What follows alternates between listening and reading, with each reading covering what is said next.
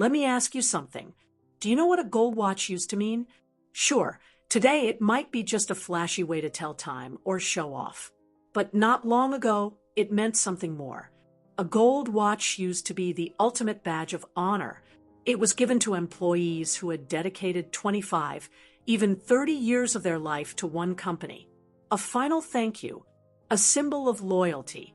Now, that tradition is nearly extinct. And no, it's not just because gold is expensive, or because everyone's checking their phone for the time these days. It's because job loyalty has become a relic of the past. How many people do you know who've stayed with the same employer for 10 years? 5. 1. According to recent stats, only about 29% of U.S. workers have been with their current company for a decade or more, and most of those are already nearing retirement. The median tenure for American workers across the board? Just over 4 years. And here's the kicker. Research shows that people who stay at the same company for more than 2 years end up earning up to 50%, less than those who job hop. Let that sink in. This isn't because they're bad employees. In fact, it's often the opposite. But unless you're sitting in the executive suite with a corner office and stock options, your loyalty is probably costing you money. So what's going on? Why don't companies care about keeping good people anymore? Let me tell you a story. The story of Malik and the vanishing ladder. Malik started at a mid-sized tech company right out of college. Sharp guy, quick learner, always the first one in and the last one out. In his 3rd year, he trained 2 interns who ended up becoming full-time hires, and within 2 years, they were promoted over him. Why? Because Malik was safe. He was reliable. He never asked for more. Meanwhile, his former interns were job-hopping their way into better pay and titles. They knew the game, the changing nature of work. The first nail in the coffin of job loyalty, the roles themselves. The jobs that existed 20 years ago, most of them are gone or transformed.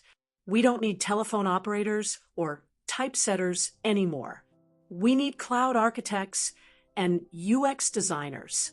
We need creators and coders. My 10-year-old niece wants to be a Minecraft streamer. I don't even know what that is, but apparently it's a job now.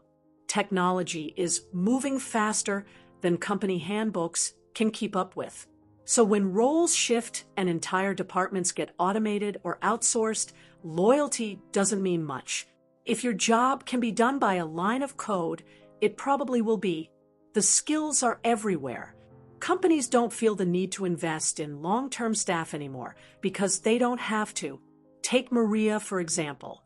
She's a recent graduate who just got hired by a global consultancy. She's smart, ambitious, and willing to grind 60-hour weeks for below-average pay. Her reward? A shiny name on her resume and a guaranteed exit strategy in 2 years. That firm isn't worried about her leaving. In fact, they expect it. They know that, just like her, the next Maria is already lined up, ready to work hard, burn out, and move on. It's a cycle they've optimized. And the companies that hire these former overworked juniors love it. They get pre-trained, high-capacity workers who've already been through fire. No onboarding necessary. Global hires, global fires. The rise of remote work and global recruitment means you're not just competing with the guy across the hall. You're competing with professionals in Manila, Mumbai, and Madrid. Companies don't need to develop you anymore. They just go fishing in a bigger talent pool. The broken ladder. Here's a problem no one talks about. Let's say a company only promotes internally. Sounds good, right? Well, what happens when a senior director retires? Their role is filled by someone below them, whose role is then filled by someone else, and so on. Now you've got 5 people in brand new roles, all trying to figure things out at the same time. That's a productivity nightmare. Instead, the company hires someone from a competitor, someone who already knows the job, maybe even knows the industry better than their predecessor. No delays, no training, no mess. Win for the company. Game over for the loyal climbers. Tasks are standardized. People are swappable. We've reached a point where most office jobs run on the same handful of platforms like Excel, Outlook, Salesforce, Slack. If you've used them once, you can walk into most jobs ready to go by Monday. Even bank managers, who used to be respected community figures making tough lending decisions, are now just intermediaries for software systems. Decisions are made by algorithms. The human element, optional. So, what do you do about it?